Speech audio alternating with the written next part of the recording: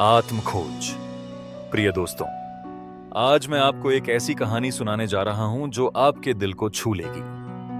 मुंबई के एक व्यस्त कॉरपोरेट ऑफिस की 32वीं मंजिल पर अनन्या सिन्हा अपनी कुर्सी पर बैठी लैपटॉप की स्क्रीन को घूर रही थी। 35 वर्षीय अनन्या एक सफल मार्केटिंग एग्जीक्यूटिव थी, लेकिन आज उसकी आंखों में एक अजीब सी खालीपन झलक रही थी। क्या यही सब है जिंदगी में? उसने खुद से पूछा, खिड़की से बाहर देखते हुए। बाहर शाम का धुंधला आसमान था और नीचे शहर की चमकती रोशनियां। पिछले 15 सालों से अनन्या ने अपना सब कुछ अपने करियर में झोंक दिया था। कॉलेज से निकलते ही उसने एक छोटी कंपनी से शुरुआत की और आज वह देश की सबसे बड़ी कंपनियों में से एक में वाइस प्रेसिडेंट थी।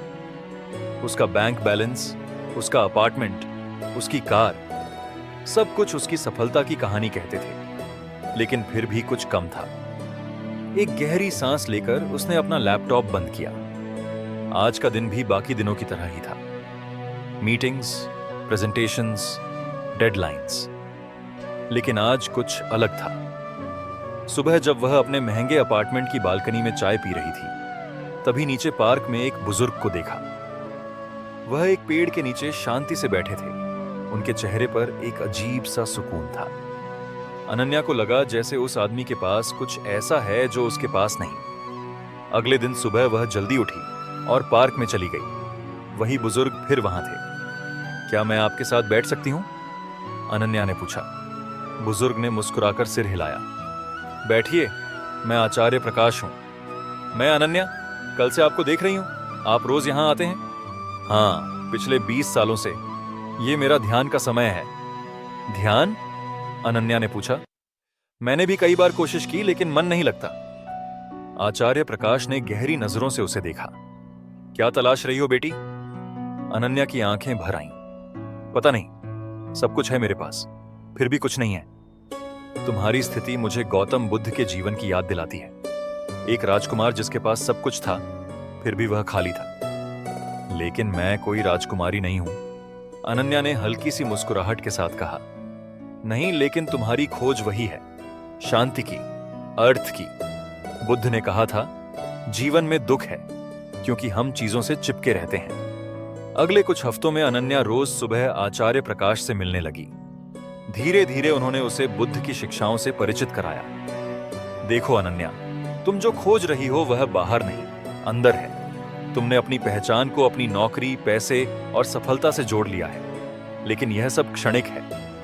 एक दिन जब अनन्या ऑफिस में एक महत्वपूर्ण प्रेजेंटेशन दे रही थी, अचानक उसका माइंड ब्लैंक हो गया। उसे पैनिक अटैक आया। वह वहां से भागकर बाहर आ गई। उस शाम वह रोती हुई आचार्य प्रकाश के पास पहुंची।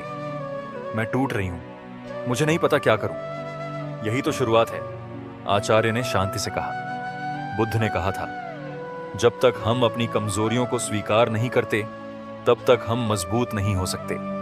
धीरे धीरे अनन्या ने अपनी जीवन शैली में बदलाव लाना शुरू किया। सुबह का ध्यान उसके दिन का अनिवार्य हिस्सा बन गया। उसने अपने काम के घंटे कम किए और खुद के लिए समय निकालना शुरू किया। एक दिन उसने अपने ऑफिस में एक योग क्लास शुरू करने का प्रस्ताव रखा। शुरू में लोगों ने मजाक उड़ाया, लेकिन धीरे धीरे कई लोग जुड़ने लगे। 6 महीने बाद अनन्या एक अलग इंसान थी। उसकी आंखों में वही खालीपन नहीं था। उसने अपनी नौकरी नहीं छोड़ी, लेकिन उसका रिश्ता काम से बदल गया था। वह अब भी सफल थी, लेकिन सफलता उसकी पहचान नहीं थी। एक दिन आचार्य प्रकाश ने उससे कहा, तुम तैयार हो अब? किसके लिए? अनन्या ने पूछा। दूसरों की मदद करने के लिए।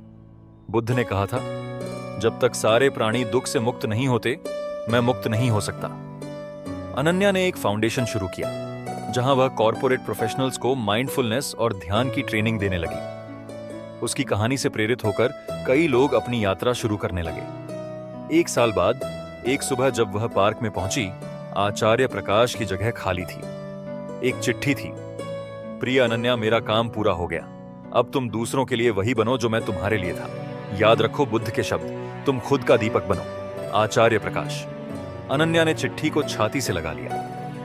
आंसू बह रहे थे, लेकिन इन आंसुओं में दर्द नहीं, कृतज्ञता थी। आज 10 साल बाद अनन्या उसी पार्क में बैठी है। एक युवा लड़की उसके पास आती है। क्या मैं आपके साथ बैठ सकती हूं? अनन्या मुस्कुराती है। चक्र फिर घूमना शुरू हो गया है।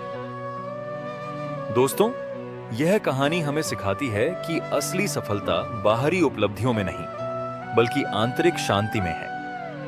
जीवन की दौड़ में हम अक्सर खुद को खो देते हैं, लेकिन जब हम रुककर अंदर झांकते हैं तो वहां एक अनमोल खजाना मिलता है। अगर आपको यह कहानी पसंद आई हो तो कृपया लाइक, शेयर और सब्सक्राइब करें। अपने विचार कमेंट में जरूर साझा करें। धन्यवाद।